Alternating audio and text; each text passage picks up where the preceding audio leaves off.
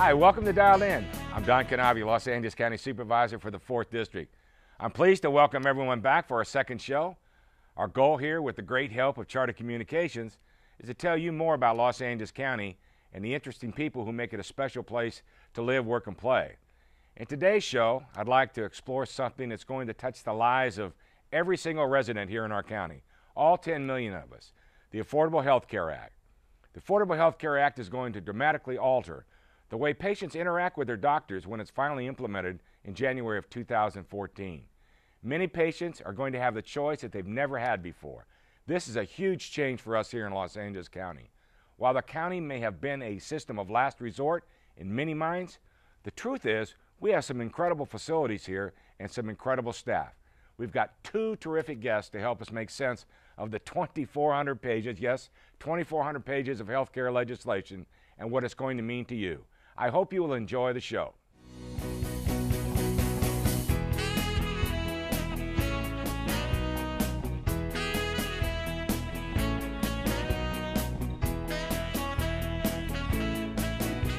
Welcome back to Dialed In with Don Knabe. My first guest today is one of the most well-respected members of our region's medical community and a huge advocate for fixing this county's healthcare system. She graduated top of her class at New York University Medical School and is a quadruple board-certified physician. She arrived here in Los Angeles County in 1980, completed her residency training in both internal as well as emergency medicine at Harvard-UCLA Hospital. And she's remained here in Los Angeles County ever since. In fact, she is my commissioner on the Los Angeles County Hospital Commission. Here in Los Angeles County, she operates her own practice, adopting a concierge medicine model, providing high levels of care to a smaller number of patients. Here to share some of her thoughts on healthcare reform, please welcome Dr. Marcy Zwelling. Marcy, great to have you here. Thanks for being here. Thanks for taking the time. My pleasure. Always for you. Well, help us break it down. We have 2,400 pages of legislation out there called the Affordable Health Care Act. How do you view this issue as it relates to patient care? Patient care already has changed dramatically. If you'll recall, Don, that one of the most important things that the President promised was that patients would be able to keep their insurance and be able to keep their doctor. And of course, I'm prejudiced. I think keeping their doctor is the most important part. But what we're seeing is that has already started to break down. What has happened is that patients and companies that have their insurance have started to already change how people are insured. The business of medicine has changed. Physicians have sold their practices to hospitals or to insurance plans. They've closed their doors. Those patients have had to find another doctor. That's expensive, and I think it really breaks down the system. So even before the Affordable Care Act has started, in predicting what may happen in those 2,700 unread pages, they're already starting to make changes, and the patients have already seen it. Wait times are increasing. And I think that paperwork is increasing, processes are becoming more difficult. So before 2014, we're already starting to see things happen for patients and their access to care. And unfortunately, as I tell everybody, whether you're for it or against it, it's here. We have to be prepared as a county in January of 2014. On the other hand, you have someone, as an example, that for the very first time in their life have insurance under the Affordable Care Act.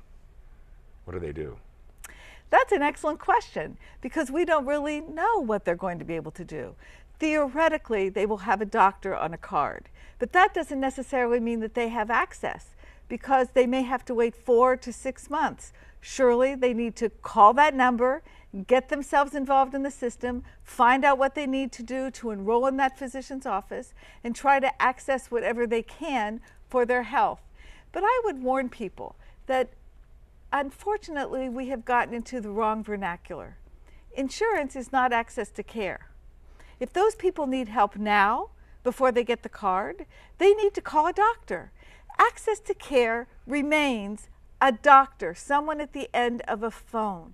And so I think that in preparation for this, and assuming that I have to wait to get my health taken care of until I get the card, I think that's wrong. I think that even today, patients should go to a doctor's office, ask, how much does it cost to get a chest x-ray?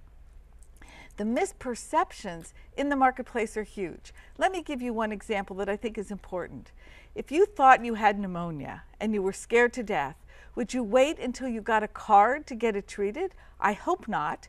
And you'd be probably surprised if you went to your local hospital, at least my local hospital, and found that the cost of a chest x-ray to either assure yourself that you do or don't have a disease is only $35. Now, $35 is still $35, but it's not $400. If you think you need to get your knee fixed to get back to work, why wait for a card? I would suggest call up your local orthopedic surgeon and get it fixed, get yourself back to work. So I think that one of the misperceptions is that insurance is access. And of course, there are a lot of people that are going to invade the system come 2014. You're absolutely correct. But I would suggest that every person in LA County should utilize the systems that we already have. Call a doctor, that's your access point, and get what you need. Cash still speaks in this county. Oh, absolutely. And I think, the issue I think that everyone's dealing with, just that unknown. Do you wait until January 2014 like there's some big wall there for access to health care? And that's not going to be the issue. You still have to be prepared. As for us, how do you see it impacting the public hospitals? We have the issue that there's still going to be thousands of people uninsured. Indeed. So from a public hospital, and you do a great job for me, by the way, and thank you for being on the hospital commission. But how do you think it's going to impact our public health care system? Well, as I've told you, and as we've spoken on the commission, the public hospital system will now be in much more direct competition with the private systems. That's not a bad thing. Competition is good. Not a bad thing at all. So it will make us better. So I think we have a wonderful man at the helm. Mitch Katz, Dr. Katz, is leading us down that road. And so I think that how it will impact us is it will make us better. And I'm hoping that the instrumentation that the hospital commission is making, the suggestions that we're making, will help that. But I think that we will still actually be that safety net. There are lots of predictions about what's going to happen, and the idea that everybody's going to be insured, I think that's a misperception, Absolutely. Don. It is, because it's even said here in Los Angeles County, we have the largest uninsured population in America, about 2.5 million. The 50% of those are still going to be uninsured. Exactly. And I think that we're going to have, it's going to shift. So there are many workers who now have insurance. Their companies are going to drop that insurance. They will be forced to either buy insurance on the exchange. And the California exchange system, by the way, is not cheap, even with the subsidy. So they will decide perhaps to actually pay the penalty rather than to have insurance. And that may not be a bad economic decision, Don. I looked up myself how much it would cost myself and my husband, and we are healthy people, and I will tell you that I'm getting up there in age, but I certainly am not over the Social Security age. The cost for the two of us is $1,723 a month on the exchange. Wow. That's a lot of money. Absolutely. How do you see the role of physician changing? Because that's really the relationship that you establish when you're sick. You don't want to go to total stranger, but sometimes you're forced to. But how do you see the role of physician changing? Well, as I said, it's already changed. And I am, I'm with my colleagues, and I am trying to make a national conversation about the fact that the doctor still needs to be the head of the system. How is it going to change? Well, frankly, we don't have enough doctors in this country. Unfortunately, in the state of California, the legislature, and the health committee specifically led by Senator Hernandez, is actually thinking about letting pharmacists do the job of physicians. So I think that is a potential disaster coming down the line. So I think that what hopefully you'll see is that physicians start to get back into the lead. I tell them we have to take back the profession, because it really is, those patients are our responsibility. It is our training. Nurses, professionals; pharmacists, professionals. I can't do their job. They can't do mine. Yeah. Well, let's sort of, as we sort of wind down this conversation, I think maybe two things from your perspective, and your perspective, one I value very much. What do you think is the biggest benefit of the ACA? I think it's the conversation that we're having, because ultimately the ACA, as it is written, those 2,700 pages that I have read arduously, things are going to fail. It's going to force us to the conversation of really fixing this system. My hope is that what will happen is that we will get back to a system of health care rather than a system of health financing, and that the financing will follow the care rather than the care following the financing. So I think the conversation is healthy. The nation needed to have the conversation, and I'm hoping that physicians, will be at the helm of that conversation and will take back the profession, more importantly for our patients, and we'll be able to educate them better about what they need, what they can buy in the open marketplace, and how they can invest in their health and their life. And what are you most concerned about? I'm most concerned about the havoc that it is causing. The economic havoc is huge, and I think we've already seen it. I know it's not really part of this conversation, but indeed, businesses are not hiring. And in fact, those that have already hired have started to fire some of their employees or switch them to part-time. So I see an economic crisis. I see the cost being probably the largest thing that's looming over our head.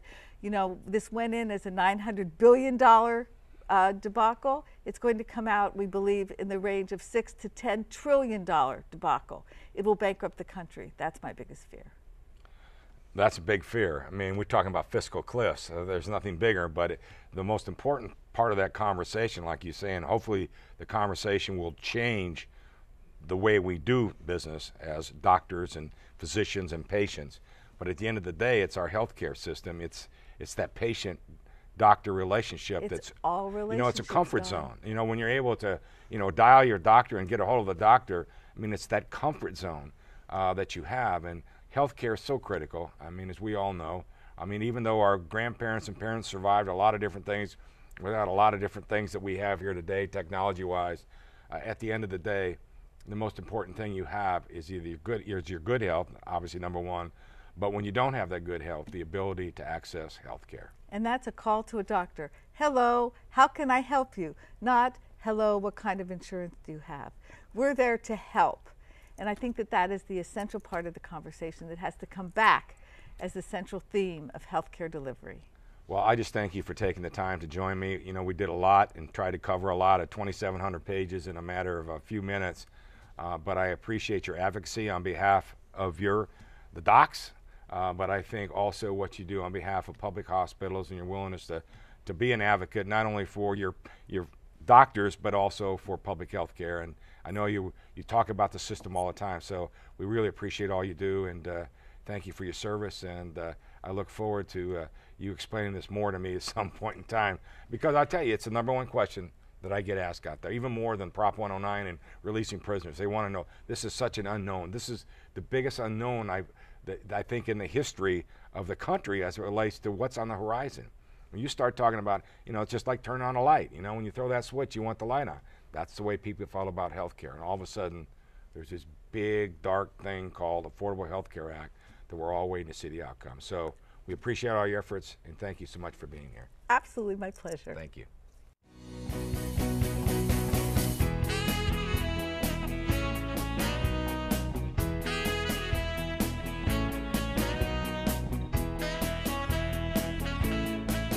Welcome back to Dial In.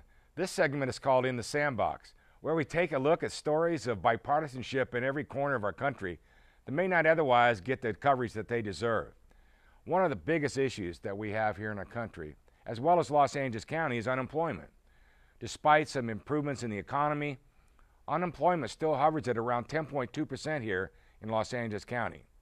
Unfortunately, it's even worse for a population that's not getting its fair shake at the job market. And a more colorful resume and cover letter isn't going to be the solution. They are our veterans, many of whom are returning from active duty in Iraq and Afghanistan. Our soldiers develop incredible skills serving our country on the battlefield and around the world, and for some reason, employers do not see these as transferable skills to their company. I have even heard of stories of medics who have saved lives of fellow soldiers while taking enemy fire, who do not even meet the qualifications of a school nurse. So today, I bring you an example of bipartisanship at its finest. In the state of Indiana, the legislature unanimously passed legislation that matches employers with trained workers with an emphasis on our military veterans. Please watch. This spontaneous standing ovation in the Indiana House was prompted by a unanimous vote. It matters because Democrats walked out of the legislative session for extended periods in each of the last 2 years in the effort to block controversial legislation. Their bill is designed to help employers match up with trained workers with an emphasis on unemployed veterans. Speaker and I think, generally agreed that we wanted to work on something together. 20% of post 9/11 veterans in Indiana are unemployed. It's a large problem, but the lack of unity in the House was a large problem too. Did you see that? Democrats and Republicans putting aside their historical differences to improve the lives of those who deserve it the most. What a unique concept. Here at the county level, we have enacted many initiatives to help our veterans get back to work. Just recently, I proposed a motion that will level the playing field for our disabled veterans who work in small businesses to help stimulate our local economy. This motion passed unanimously without any bickering or any politics. If the state of Indiana and the county of Los Angeles can find a solution to a problem through teamwork and bipartisanship, then surely our national leaders in Congress can break the ice and get something done. With initiatives like healthcare reform, fiscal cliffs on the horizon, it's time to sideline the filibustering and the finger pointing and get something done.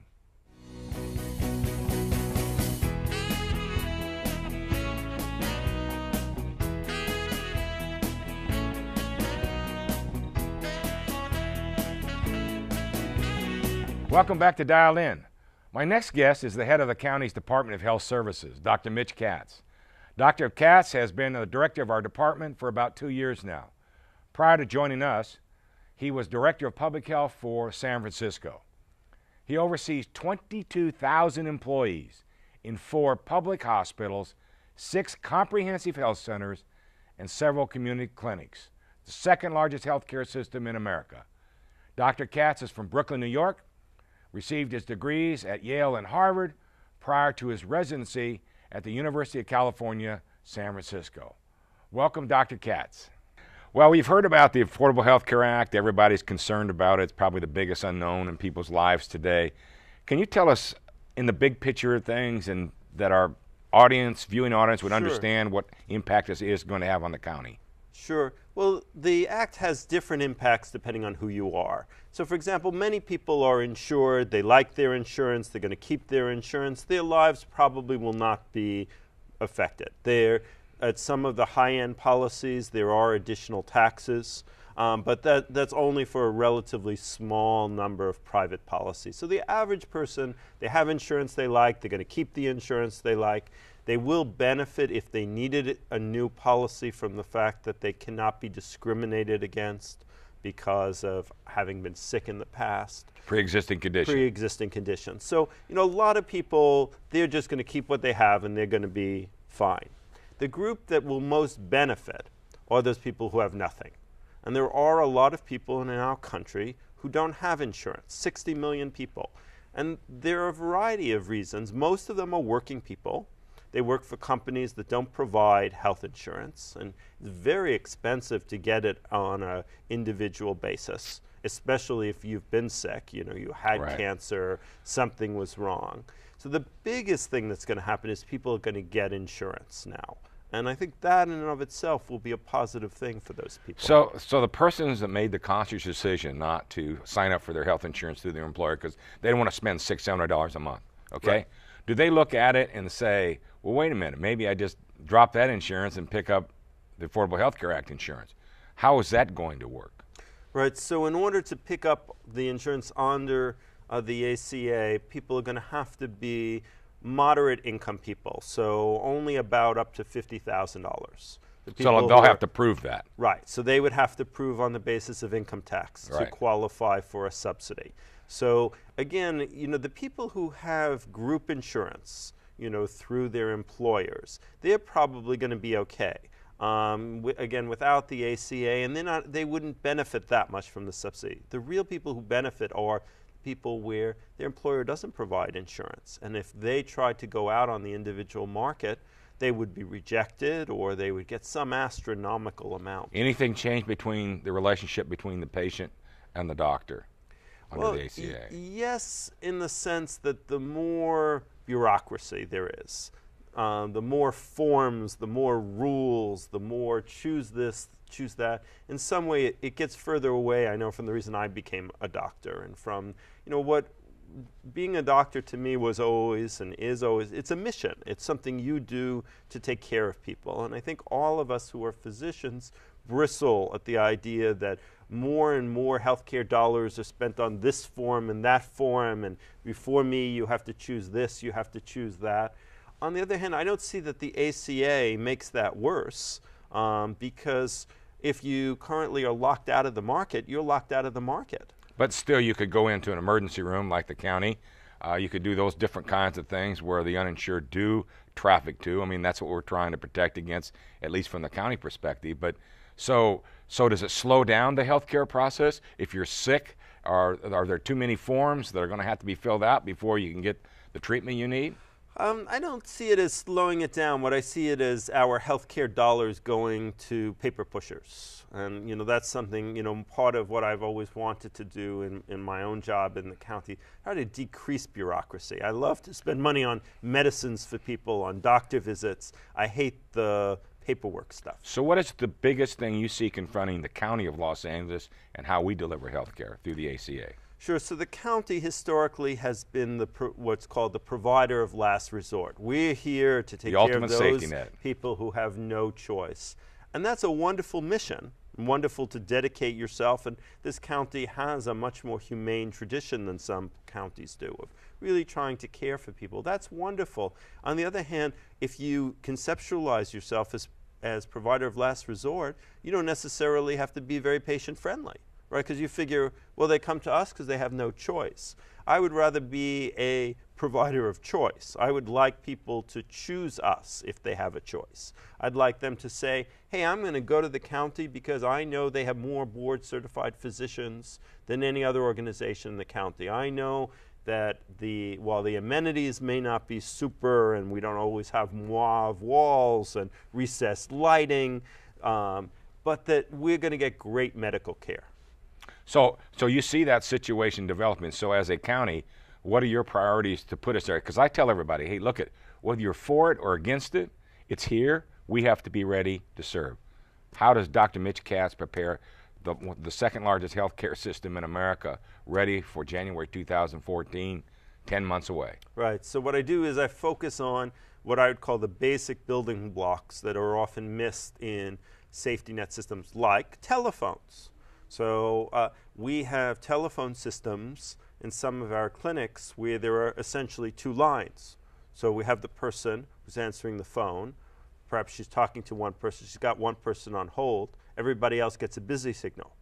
That's the level of our phone systems. Now, that's not what a modern healthcare group would do. In fact, you always have call centers so that you can take advantage of the fact that some places have more calls, some places have fewer calls. You want people to be able to leave a message because everybody sometimes just needs to say, I'm canceling my appointment at 10:30. Right? They should be able to just leave a message. So that's a cultural change for the County of Los Angeles because we are now going to have to be competitive. Correct.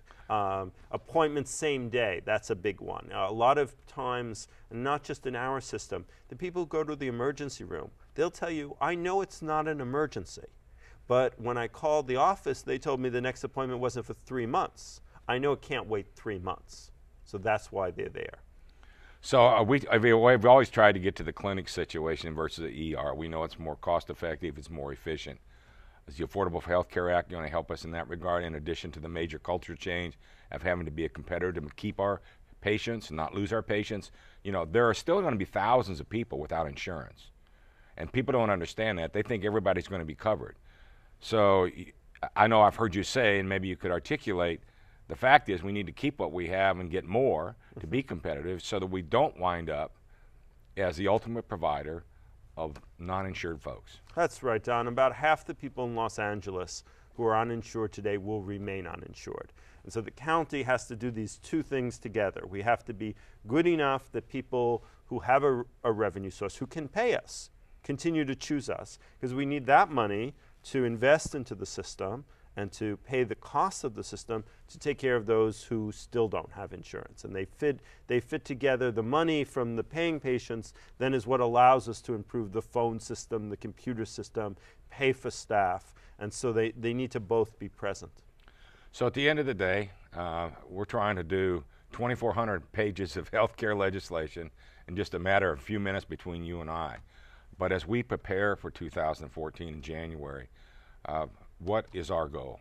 What is the end game for us? Right. Be a provider of choice, provide high quality care, just something that isn't unique to us. But many people have noticed that in the United States, we spend about twice as much of healthcare as the nearest country competitor. We don't get better outcomes for that. We don't actually have a higher rate of health because we spend so much money. So clearly we're not getting very good value for our healthcare dollar. And so a lot of what I want to push is, let's use our money wisely. Let's use our money to deliver really patient-centered care that has good meaning to people, makes them feel better, is healing. Because at the end of the day, even though we're going to still have that mix in the county of Los Angeles, while some of those may have picked up insurance, we're still going to have the uninsured population. The more that we can do of retaining the patients that have insurance and dealing with the uninsured is still going to be a big marketplace for us. And at the end of the day, we have a lot of responsibility because it's us or no one. So well said. I just appreciate you taking the time and in a matter of a few minutes, absolutely making us all understand what the 2,400 pages mean. You have a big responsibility. I'm sure that when you came to us here just a few years ago, obviously ACA was not on the table. It is. I know I speak for myself and my colleagues. We're glad that you're in that position to lead us into January 2014, and I really appreciate you taking the time to be here, Mitch. Thank you, Don. It's my pleasure. Thank you. Enjoyed it. Thank you.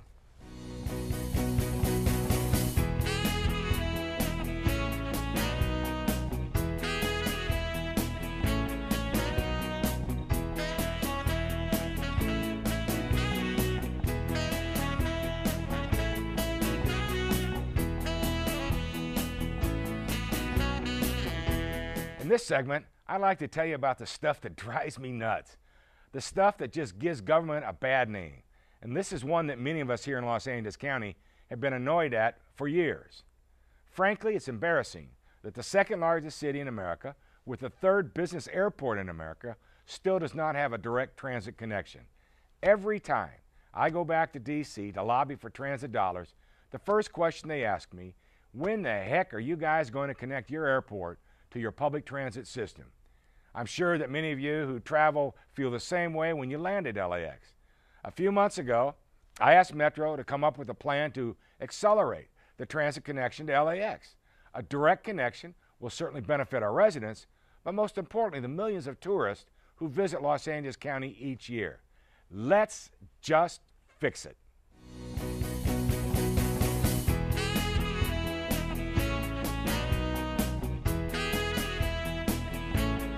Thanks again for tuning in to Dialed In with Don Knabe.